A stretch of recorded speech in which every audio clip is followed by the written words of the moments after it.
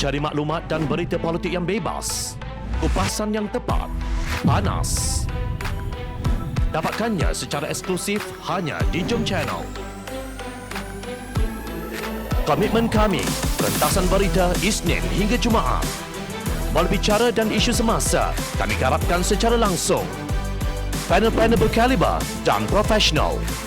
Interaktif, pandangan anda kami raikan. Jangan lupa bersama kami di setiap hujung minggu dalam edisi khas mingguan. Jom Channel, moving forward, sharing a new experience.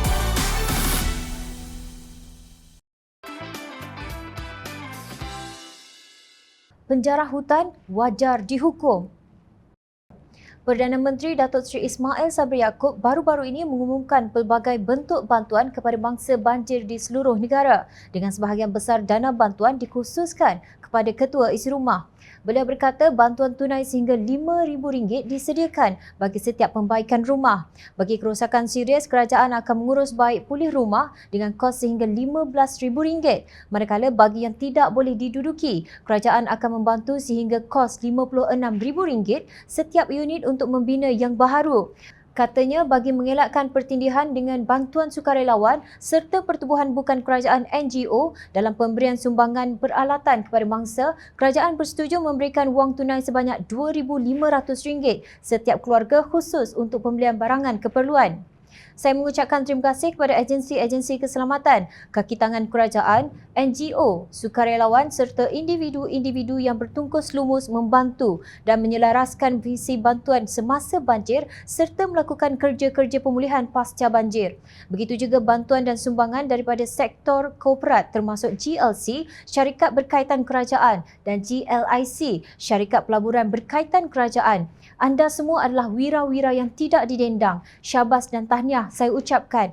Katanya seperti dipetik bernama. Sementara itu, Pakatan Harapan menggesa kerajaan memberikan bantuan RM5,000 hingga RM10,000 kepada setiap orang mangsa banjir mengikut keadaan serta kesan kerugian yang dialami akibat bencana yang dialami mereka.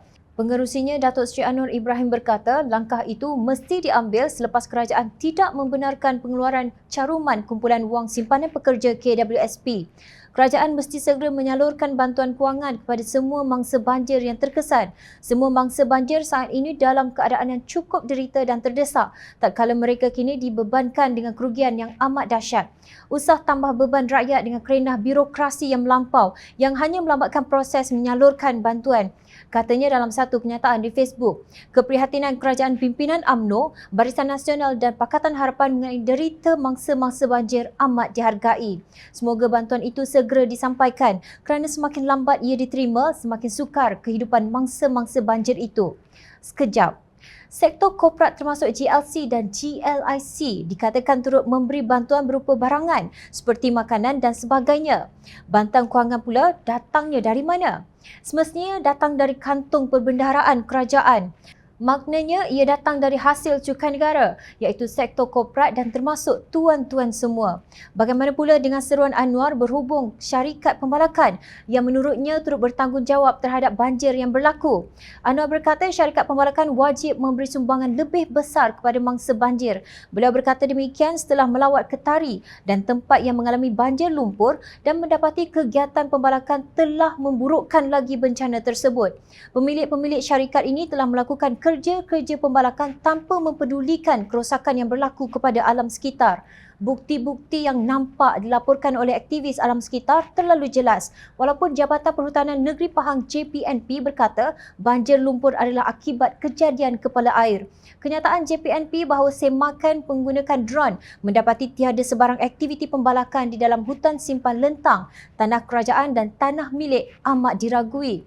Justru sewajarnya lah mereka dituntut untuk memperbaiki kemusnahan yang berlaku. Selain hukuman denda berdasarkan undang-undang yang sedia ada, kerajaan tidak boleh terus-menerus melindungi pemilik syarikat pembalakan ini yang pastinya dikenali.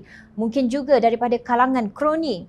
Pesan Jom Channel kepada penjara hutan ini, jadilah badan korporat, bukan badan keparat.